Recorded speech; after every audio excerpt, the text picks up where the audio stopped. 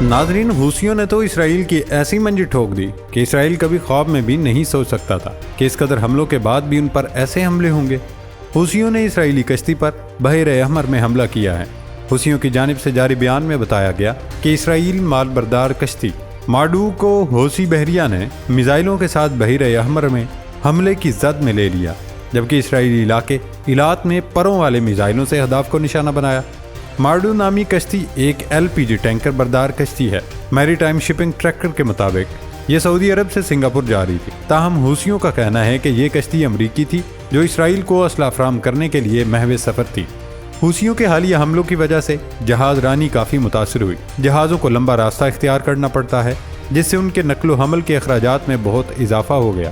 امریکہ نے کثیر ملکی اتحاد بنا کر ان حوثیوں کو ناکام بنانے کے لیے برطانیہ کے ساتھ مشترکہ فضائی حملے کیے ہیں۔ اسرائیل نے اس کے جواب میں رفح پر ایک فضائی حملے میں 4 افراد کو ہلاک کر دیا، جو اس کے بقول حماس کے سینئر رہنما تھے۔ انہوں نے مزید کہا کہ مرنے والوں میں سید الحشاش، اسامہ ظہیر اور محمد الملاحی شامل ہیں۔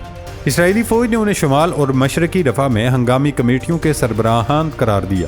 اسرائیلی فوج نے کہا کہ فوج نے ہادی ابرروس کو بھی نشانہ بنایا، جو ان کے بقول حماس میں ایمرجنسی کمیٹیوں کے آپریشنز افیسر کے عہدے پر فائز تھے۔ دوسری جانب حماس نے ابھی تک اپنے 4 ارکان میں سے کسی کی ہلاکت کی تصدیق نہیں کی۔ یہ اسرائیل کا اب تک کا سب سے خوفناک اور خطرناک رد عمل ہے، جس میں حماس کے کئی اہم ترین رہنماؤں کو شہید کر دیا گیا۔ اسرائیل نے اب کھلم کھلا جنگ سے کنارہ کشی اختیار کی ہوئی ہے اور مختلف تنظیموں کے سربراہوں کو شہید کیا جا رہا ہے۔ اسرائیل کا خیال ہے کہ اگر ان سربراہان کو شہید کر دیا جائے تو حماس سمیت تمام تنظیمیں کوئی کارروائی نہیں کر سکیں گی۔ اسرائیلی قتل عام نے تحریک اور اس کے عسکری بازو القسام بریگیڈز کے متعدد رہنماؤں کو نشانہ بنایا، جن میں سے تازہ ترین حماس کی داخلی سلامتی سروس کے آپریشنز کے سربراہ فائق المبحوح کا قتل ہے، جسے غزہ شہر کے مغرب میں الشفا اسپتال کے قریب نشانہ بنا کر قتل کیا۔ ایک اندازے کے مطابق 7 اکتوبر کے بعد اسرائیل نے حماس کے تقریباً 1 درجن سرکردہ رہنماؤں کو شہید کیا ہے، جن میں ایک خاتون رہنما بھی شامل ہیں۔ اسرائیل نے المبحوح کو بھی شہید کیا، جو حماس کی وزارت داخلہ میں بریگیڈیئر جنرل کے عہدے پر فائز تھے، جبکہ ان کا نام اس کے مسلح ونگ کی عسکری سرگرمیوں سے منسلک نہیں تھا، لیکن وہ اس حماس کی شہری سرگرمیوں کو منظم کرنے میں سب سے زیادہ بااثر افراد میں سے ایک تھے۔ گزشتہ دنوں غزہ میں ہلاک ہونے والے حماس کے دوسرے سرکردہ رہنما مروان عیسیٰ ہیں۔ مروان عیسیٰ کی ہلاکت کی تصدیق نہ تو حماس نے کی نہ اسرائیل نے، بلکہ اس قتل کا دعویٰ امریکہ کی طرف سے آیا ہے۔ اسی طرح القسام بریگیڈز کی ملٹری کونسل کے رکن اور غزہ کی پٹی میں سینٹرل ریجن بریگیڈ کے کمانڈر ایمن نوفل کو اسرائیل نے 17 اکتوبر کو قتل کر دیا تھا۔ اس نے حماس کے میزائل سسٹم کو تیار کرنے میں کردار ادا کیا اور وہ اسرائیلی فوجی گلاد شلیت کو پکڑنے کے آپریشن کے منصوبہ سازوں میں سے ایک تھا۔ اس کے متوازی طور پر اسرائیل نے 2 جنوری کو بیروت کے جنوبی مضافات میں ایک عمارت میں ایک دفتر کو نشانہ بنایا، جس میں حماس کے سیاسی بیورو کے نائب سربراہ صالح العروری کو شہید کیا گیا۔ العروری 18 سال تک اسرائیلی جیلوں میں نظر بند رہے۔ انہیں 2011 میں گلاد شلیت کی رہائی کے بدلے طے پائے معاہدے کے تحت رہا کیا گیا۔ اسرائیلی کارروائیوں میں سمیر فندی بھی شہید ہو چکے ہیں۔ یہ جنوبی لبنان میں حماس کی کارروائیوں کے ذمہ دار تھے۔ اسرائیل نے 2 جنوری کو بیروت کے جنوبی مضافات میں صالح العروری کے ساتھ انہیں بھی ہلاک کر دیا تھا۔ حماس کے عسکری بازو القسام بریگیڈ کے بانیوں میں شامل اور لبنان میں مرج الظہور کے جلا وطن افراد کا حصہ رہنے والے عزام الاقرا کو گزشتہ 2 جنوری کو صالح العروری کے ساتھ بیروت میں شہید کیا گیا۔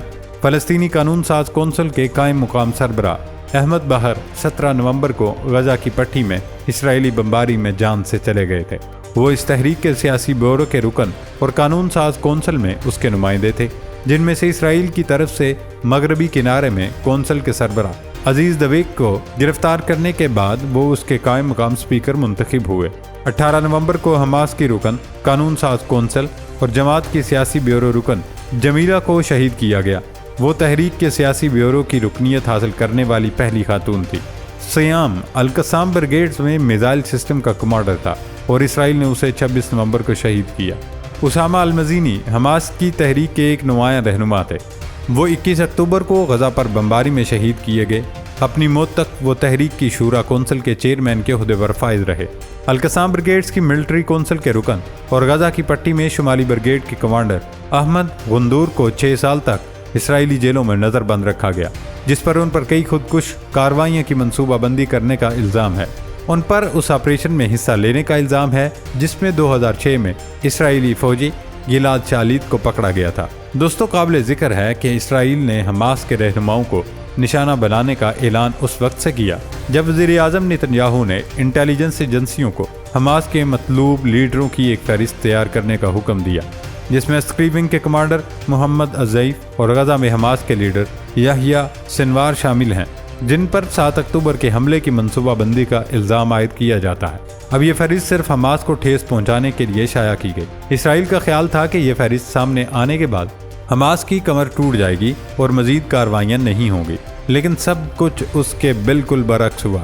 جب یہ فہرست سامنے آئی تو حماس اپنے آگے کے لائے عمل میں مصروف ہو گیا، لیکن حماس کی جگہ حوثیوں نے وہ تباہی پھیر دی کہ اسرائیل بھی سوچنے پر مجبور ہو گیا، یہ بابیل کی طرح ہر طرف سے امڑ آنے والے مجاہدین آخر کہاں سے آ رہے ہیں؟ اس لیے اسرائیل نے ایک بار پھر معصوم شہریوں پر حملوں کا آغاز کیا۔ دوستو، اسرائیلی فوج کی بربریت کا سلسلہ تھمنے کا نام نہیں لے رہا۔ ایسے میں اسرائیلی فوج کی جانب سے غزہ کے الشفا اسپتال پر دعویٰ بول دیا گیا ہے۔ غیر ملکی ذرائع ابلاغ کے مطابق قابض اسرائیلی فوج نے حماس ارکان کی موجودگی کا الزام لگا کر ایک بار پھر غزہ کے الشفا اسپتال کو نشانہ بنایا۔ اسرائیلی فوج نے 20 مسلح فلسطینیوں کی اموات کا دعویٰ کیا ہے۔ گزشتہ روز بھی اسرائیلی فورسز نے غزہ کے الشفا اسپتال پر رات گئے چھاپہ مار کر اسپتال کو گھیرے میں لے لیا تھا، جس کے بعد حوثیوں اور حماس نے مل کر اسرائیلی فوج کو پسپا کر دیا۔ دوستو، دنیا بھر میں جنگیں ہوئی ہیں اور آج بھی اگر جنگیں ہوتی ہیں تو اس میں معصوم شہریوں کا خیال رکھا جاتا ہے، لیکن اسرائیل بزدلوں کی طرح جب بھی پسپا ہونے لگتا ہے تو معصوم شہریوں کو نشانہ بنا لیتا ہے۔ 7 اکتوبر سے لے کر اب تک جتنی بھی جنگ ہوئی، ایک بھی دن ایسا نہیں آیا کہ اسرائیل نے کہا ہو کہ حماس یا کسی بھی تنظیم نے معصوم شہریوں کو نشانہ بنایا، کیونکہ حماس جب بھی حملہ کرتا ہے تو اسرائیلی کمپاؤنڈ سمیت ان مورچوں پر حملہ کرتا ہے جہاں اسرائیلی افواج کی موجودگی کا شبہ ہو، جبکہ اسرائیل کا جب بس نہیں چلتا تو معصوم شہریوں پر حملہ آور ہو کر حماس کو بلیک میل کرتا ہے۔ یہی وجہ ہے کہ آج کئی ممالک اسرائیل کی حمایت سے انکار کر رہے ہیں۔ خاص طور پر امریکہ بھی بارہا اسرائیل کو تنبیہ جاری کی ہے اور بتایا ہے کہ نیتن یاہو کو ڈی سیٹ کر کے نئے انتخابات منعقد کیے جائیں تاکہ یہ مسئلہ حل ہو سکے۔ حماس نے چند دن قبل ایک بہترین منصوبہ دیا تاکہ جنگ بندی ہو سکے، لیکن نیتن یاہو صاف انکار کرتے ہوئے جنگ جاری رکھنے کو ترجیح۔ اب آگے دیکھنا یہ ہے کہ اسرائیل اپنی ہٹ درمی پر قائم رہتے ہوئے یہ جنگ جیتتا ہے یا پھر حماس اپنی طاقت کا مظاہرہ کرتے ہوئے اسرائیل کو شکست دیتا ہے۔